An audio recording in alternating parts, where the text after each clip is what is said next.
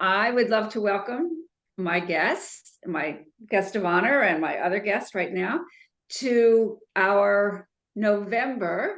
This is now a year into our Under the Hood. And so I started this program because what I know from my background is that patterns that are created in childhood impact us as grown-ups. And we kind of don't talk about them too much. But the truth is that by the time we're 7, so many of our values and our core values are already planted. And life is a journey. Life is difficult. We reach many, many different ups and downs. And so I have been having the most wonderful guests who are leaders in their own right and also understand that life is a journey. And so I have today my wonderful new friend, Meghan Juday. And Meghan and I also met, I can't even remember where we met, on another networking something. And you have a really, really interesting story. And I've invited a whole bunch of other women who are either in your shoes, might like to be in your shoes, and would love to know the inside story. Okay. All right. So let me read a little bit about your bio. You are the chairman of the board of IDEAL Industries. You've dedicated your career to working with IDEAL and other family businesses to help them thrive and survive.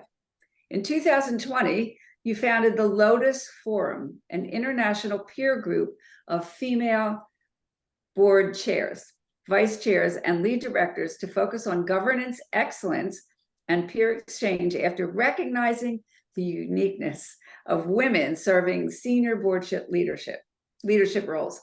You've served on IDEAL Industries and Kingsbury Inc. boards, the Brightstar Capital Partners Advisory Council, and several not-for-profits. So welcome, welcome, welcome, Meghan. So I'm going to ask a couple questions, and we have not done any prep. Sometimes, you know, we do, but we didn't, and I think that it's going to be just fine. Okay. I always like these, right? Hey.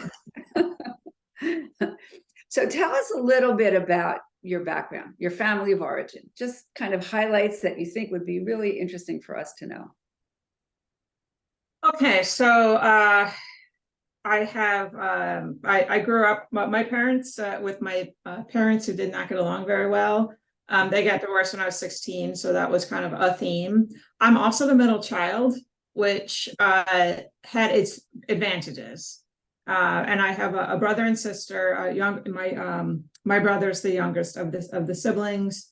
And we actually had another sibling in the family. There's a lot of people in family businesses who have this. So IDEAL Industries was a sibling for which we had to compete for a lot of time and attention from our dad, because he was CEO for a long time and then became chairman. And IDEAL is a 5th generation owned family owned business, of which I'm a 4th generation family member. And so it just has been like just woven through my life. But I remember, feeling like, my siblings and I always had stories to tell at the dining room table, and we almost always ended up talking about Ideals Day, not our days. So I was just kind of, I learned a lot, just kind of through organic ways, but just kind of learned a lot about it, absorbed a lot of the values and stuff from that. I didn't know that that you are the 4th generation. Is that what you said? Mm-hmm. Yeah. 4th generation. Wow, that's amazing that you have kept it together. Yeah, day by day. So this is kind of where I think it gets a little interesting. Because of this background. Tell us a little bit about some of the behavior patterns that you learned how to survive in this family. Survive and even thrive. Yeah, so I am in being a child of the 70s and 80s. I mean, we didn't start wearing seatbelts even like kind of, as a country until, well into, late, like kind of thing. It just was not. So I just felt like I had a very laissez-faire parenting, which was fun because we lived out in the country. We had all the motorbikes and did a lot of really dangerous things. No helmets, of course. Right. But I think that, given that there was a lot of kind of conflict and strife amongst my parents, and that, I grew up, which I'm glad my kids have not grown up this way, but I grew up with the ethos of, if you attract the adult's attention, you've now done something wrong. I felt like we never got attention from teachers, from principals, from parents, unless it was for kind of, reprimanding rather than kind of celebrating. And so I kind of dodged the bullet. I stayed under the radar in my family. I was a gymnast, and I was gone 4 days a week from after school until about 6:30 or 7. So those kind of so I just no, there was I wasn't there to draw any fire. That was my goal. But I did learn, from that a lot of, discipline, and, I learned a love of being really active and fit, and having the community has always been through exercise and fitness. And so that's kind of how I like to spend my time with in my spare time, even today. Although it's not for dodging it's not for avoidance, it's for celebration. You also mentioned that you're a middle child. I have a middle child, and I always say he raised himself somehow or other between kind of fabulous siblings. He just, yeah. I mean, it's funny, in a family business, and in fact, I did with 2 other women, I did a recent research study on women in family business who have made it to leadership roles. And one of the things that was very fascinating, given kind of, identify, I would say, with my own story and others that I've heard, but, this was an international study globally, and most of these women were not first choices. Interesting.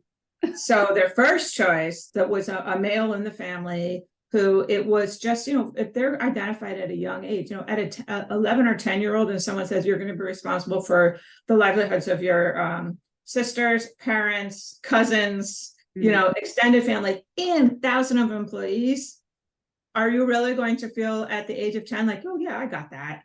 No, you'll feel overwhelming pressure, and you get either this sense of entitlement of whether or not I earn it, I'm going to get it, or you get this I haven't, or you get this kind of insight of I'll never be good enough, and you kind of have this too much pressure.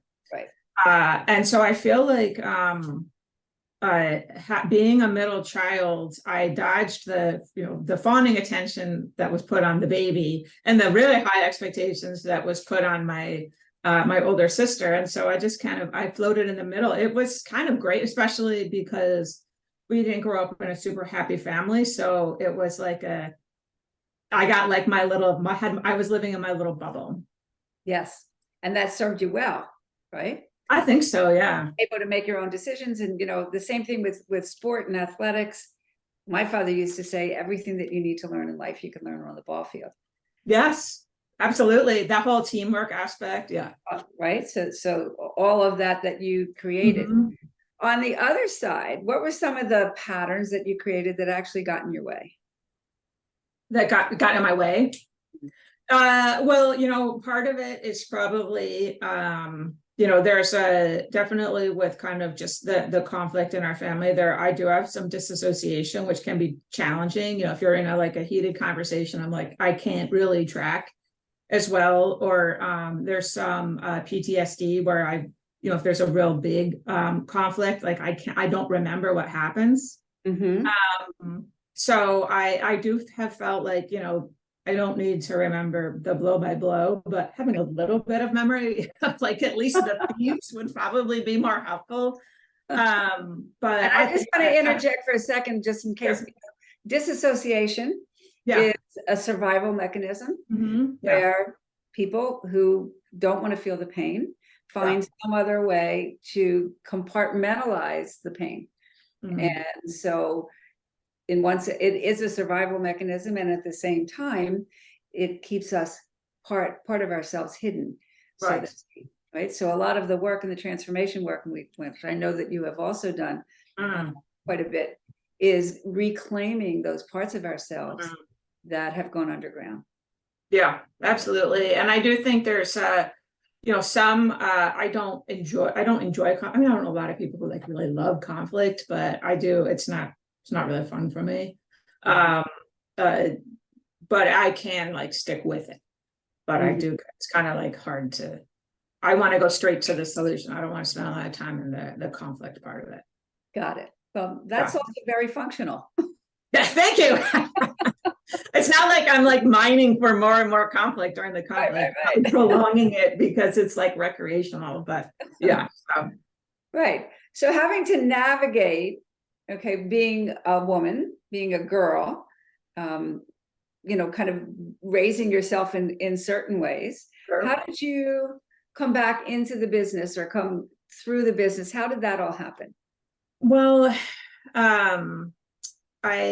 so basically I never having been interested in working for IDEAL, it just, it was when I was growing up, it was a Midwestern manufacturing in a small town in Illinois, which is where I grew up.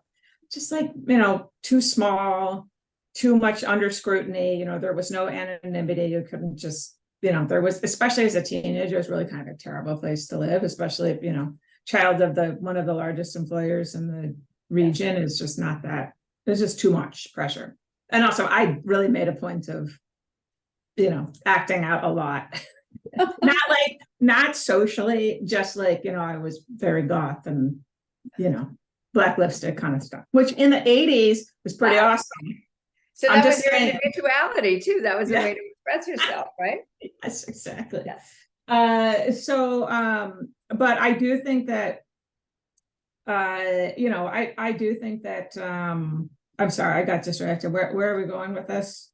So I get into the business. Yeah. So I, just kind of given that was kind of the landscape of the company, I just didn't really feel like I was interested. I was really interested in medicine. And so, post college, I did, pre-med and was kind of doing all that. And then realized that once I got through that, I realized this is like so naive. This is funny, but I thought that because I kind of got a late start, that by the time I got into med school, graduated med school and did my residency, I was going to be 30. And in my mind, I know this is funny. In my mind, I actually thought that like you stopped being a person at 30.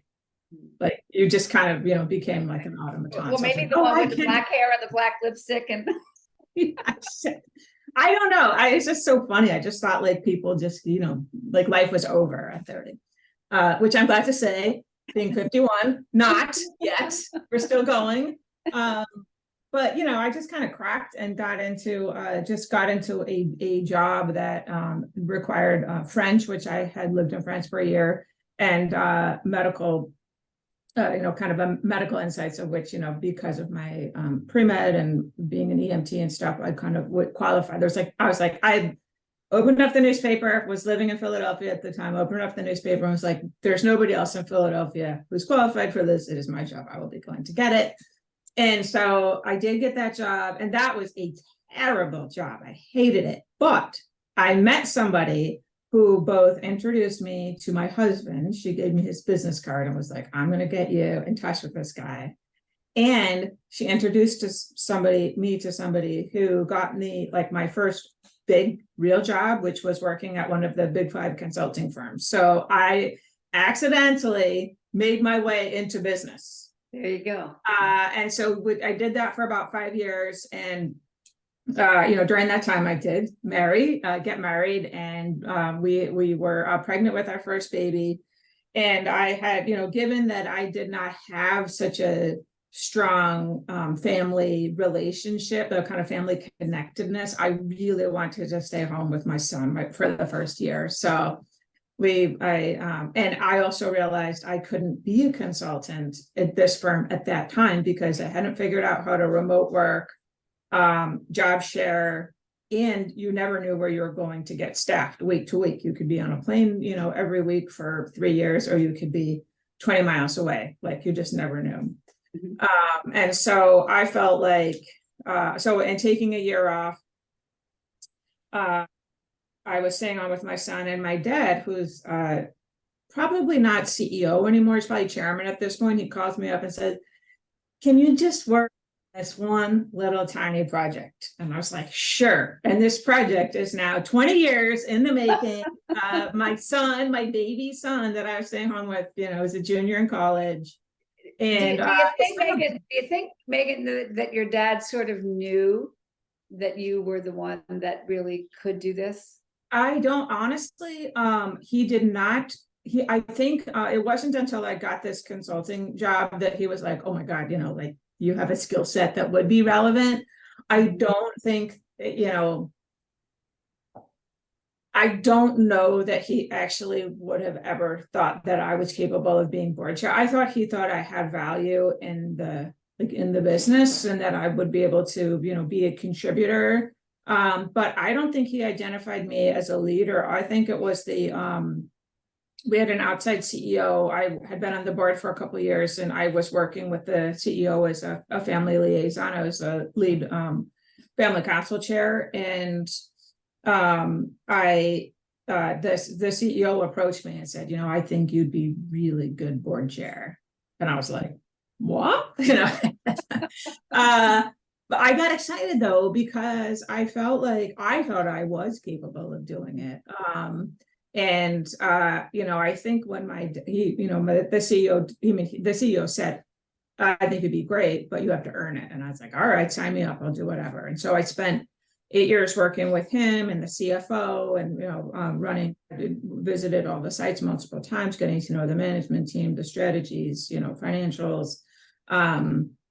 I just kind of had this kind of very in-depth learning and study of the company, and then was named vice chairman in 2018, and then chairman in 2020. Quite the journey. Yes. Journey. So I want to go back to kind of being the woman, Sure. woman, and what really kind of the issues that came, and then how you dealt with them, and maybe even who inspired you. How did you kind of navigate that?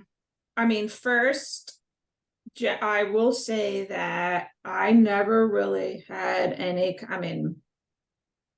awareness of being a woman in a role until I became board chair.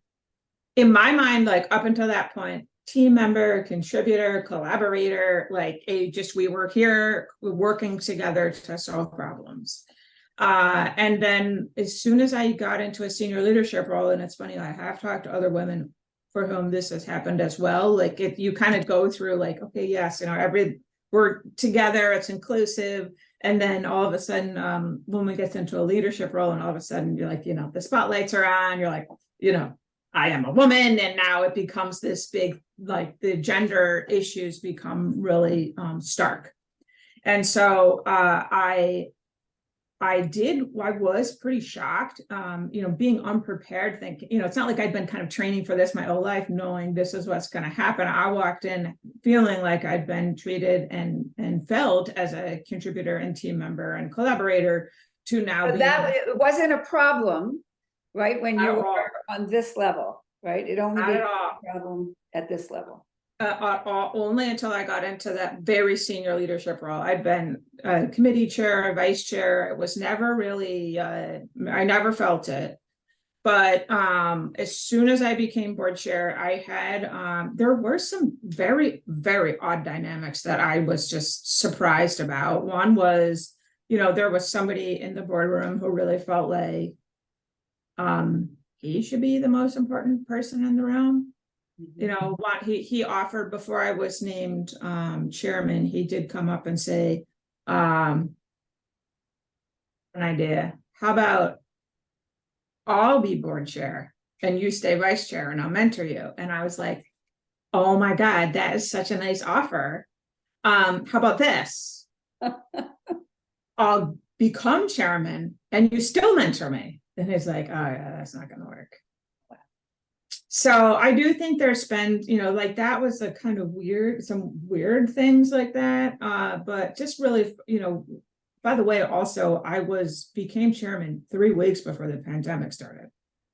So it wasn't even like I had figured out really what the job was. I remember being chairman and I was like, oh my God, I hope I don't F it up. Like, cause like I had 100 years of legacy already behind me. And I just had that moment of like, oh God, I really hope I can like keep it together over my watch. But obviously, I think to me that reaction is really just a demonstration of kind of the import of the role, and that the family does really care about maintaining long-term, maintaining the business long-term. So, but I did think that there were some very odd dynamics. There was pushback. There were some dynamics that of trying to place another man alongside me in a leadership role, either as lead director or anything else. I didn't understand where they thought the issues were. I mean, yes, like I was brand new, and yes, it was a pandemic, and yes, we were trying to do things differently, but at the same time, can I learn? Like, do I not have the capabilities to learn? Like, that was kind of some of the things that were being kind of telegraphed. Again, being thrown into that role, and yeah, with the pandemic, that of course there was no precedent for that. I would imagine that it would be a natural thing that one might feel insecure. I mean, it's kind of obvious. Yes, we should all feel insecure. None of us like be glad none of us really know how to deal with the global pandemic, right? So like, yeah, you should be insecure. And there's a lot at stake too. Employees' lives, the business, like the viability of the business. Like it mattered. So I think that it's, for me, I also was that you did ask about kind of who inspired me, or how did I kind of get through it. And there, like about 6 months into my role, I just remember thinking like, I don't know who's crazy. Like I was like, is it me? Yep. Or is it like these are weird dynamics? So I did want help, and kind of as you mentioned, like going through my network of like, okay, who do I know who's a woman in this role? And I didn't know any. And that, I'm telling you, 6 months in is when I actually realized, oh my God, maybe it is not common to have a woman as board chair. And so I reached out to my network. I asked for introductions, and like, I really need to talk to somebody because like, this is weird. And I have like so many nice, generous people out there who are, family business consultants, or just, like know tons of people. And so they were so generous. I got tons of introductions, and I, was able to connect with them over email and said, I'd love to set up quarterly calls to, just to like talk through some of this stuff. And I would love to learn from you. I would, I may have things to bring to the table as well. And I think there was like 20 people on our first call. And I was like, okay, this is not like it's a thing. This is a thing. This is not just me and two people informally connecting, which is what I was looking for. But then that was the beginning of the Lodis Forum. And I have to tell you, like the pandemic was was the darkest time of my life. I'll say, the pressure that I was getting, kind of just in my external world, both from the board and, there was some weird extended family dynamics too, that were just like so crushing, that I really felt that this peer group was kind of it gave me answers, it gave me validation, and it gave me a way of approaching, board governance, and kind of increasing the sophistication that I was able to bring to the table, and kind of what we were trying to achieve at a much like faster, more productive rate. And so it's been like, was definitely the bright spot, other than being able to spend time with my teenage children, which I did spend a lot of time with them with the pandemic, which I consider that such a gift. Because I know my senior in high school would have been like, bye mom, and I would have seen him like every Sunday or something, but like, he was home and we got all that time together. other than like being able to spend time with our family, I just really felt like the biggest thing was being able to connect with these women, and they gave me such so much. I felt so proud of them, and so like proud of like all they're doing in their boards, and like how incredibly like smart and talented they are. It's like such a thrill. Yes, and I did meet some of you. Yes. And yes, they were as an amazing group. But I think we're going to sort of run out of time, although your story is so fabulous. But I think the highlights, the things that I'm hearing. Number one, the family that you came from. It was the family. The business was the family. The skills that you learned in spite of the family, we always say. Yes. And you use the word weird a lot of weird things happening in the family. And what I do know about families is that when you're in a crazy family system, you do think that you're crazy. No, it's the system that's actually crazy. Yeah. And the smartest one or the healthiest one says, this is crazy. Yeah. Yeah, you're right. Instead of trying to adapt or make crazy normal or whatever. So, exactly. And when you grow up in a family, that's normal. We don't have another perspective. We don't have another perspective. So you have so much to share. And you really, the things that you have learned, I would love to help you spread them, because there are so many women that, as women, we come from a one down place. We just do. It just what does that mean? In other words, the women are by nature, the feminine is the gatherer. The men are the hunters. So when we cross the lines of masculine and feminine, we get into trouble sometimes. And particularly, I come from the beginning of the feminine, the feminist movement. That another generation older than you. And so when the women started to wear ties, and we started to wear pants, and we started to do that, didn't work either. And so from your generation, it's really about how is the feminine really, really strong and capable, and what can we bring that the masculine doesn't. And so we don't want to lose our identity. We don't want to become men, and we don't want men to become women. To be able to hold, and again, it's not men, women, it's masculine, feminine. It's that. I agree. Right? I think the biggest challenge in developing a leadership style is being authentic, right? Because authenticity requires vulnerability. And if you are not in a system that is safe, it's really hard to be vulnerable. That's right. And at the same time, the strength is in being vulnerable. It's strong enough to be vulnerable. Yes, exactly. And so I will say there have been very substantial changes in our board composition, and it has resulted in a very, very healthy board that does allow for vulnerability, both on the board members' part as well as on the management team, which is when you get into real dialogue. That's right. That's right. So it took time. We're 3 years into the overhaul, but I think that the transformation speaks for itself, and it can be done. It just takes constant pressure and support. There you go. So I want to thank you. As I said, we could go on and on and on, and I'm going to give Adrian a chance to say something, because he's always such a good listener and a good observer. And also that Mastering Under Pressure is the name of my company that is sponsoring Under the Hood.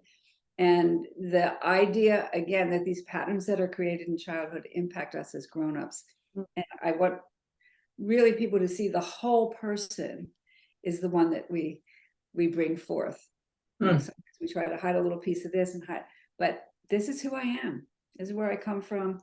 That authentic piece is really what people really, why they want to be close to you. It's not because you're a stone. So I agree. Yeah. So thank you again.